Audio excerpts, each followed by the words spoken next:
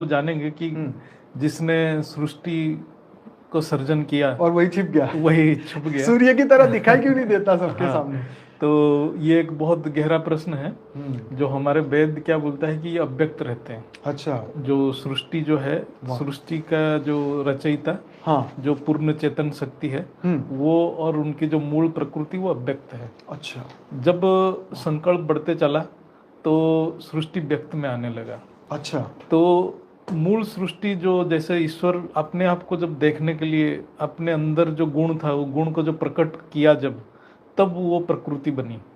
तो वो प्रकृति के अंदर जब आत्माएं भी रचना हुई तो आत्माएं भी अपने संकल्प करने लगे, तभी सृष्टि व्यक्त में आया।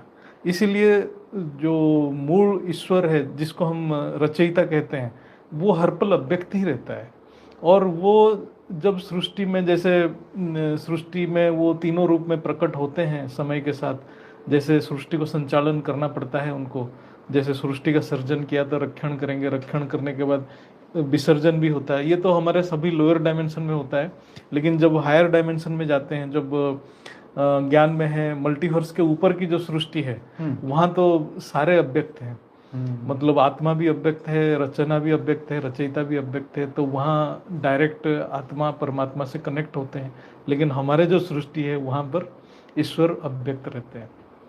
तो सीधा जवाब ये है कि भाई ईश्वर डेफिनेटली अस्तित्व में है। खुशी की बात आपके लिए ये है, जो लोगों को यकीन नहीं होता उनके लिए बताया कि ईश्वर अस्तित्व में है, लेकिन वो उनका फॉर्म अलग रहता है। वो जैसे हम ह्यूमन हैं इस तरीके से दिखाई नहीं देता, क्योंकि उनका कार्य बहुत बड़ा है और उस बड़े कार्य को करने के लिए शायद उनको पर्दे के पीछे रहना पड़ता है। जैसे फिल्म का डायरेक्टर होता है वो पीछे ही रहता है, सिर्फ उसका नाम लिखा रहता है आगे। जैसे इसको हम ऐसे समझें, जैसे एक देश है, देश के जो प्रधानमंत्री तो है, हाँ, लेकिन प्रधानमंत्री कुछ ऑर्डर निकालते हैं तो वो हर राज्य को, हर नागरिक को पालन करना पड़ता है। लेकिन प्रधानमंत्री सबके सामने नहीं जाते हैं, वो अपने ऑफिस में रह के काम करते हैं। वो सिर्फ एक ऑर्डर निकालते हैं, वो ऑर्डर उनका संकल्प है।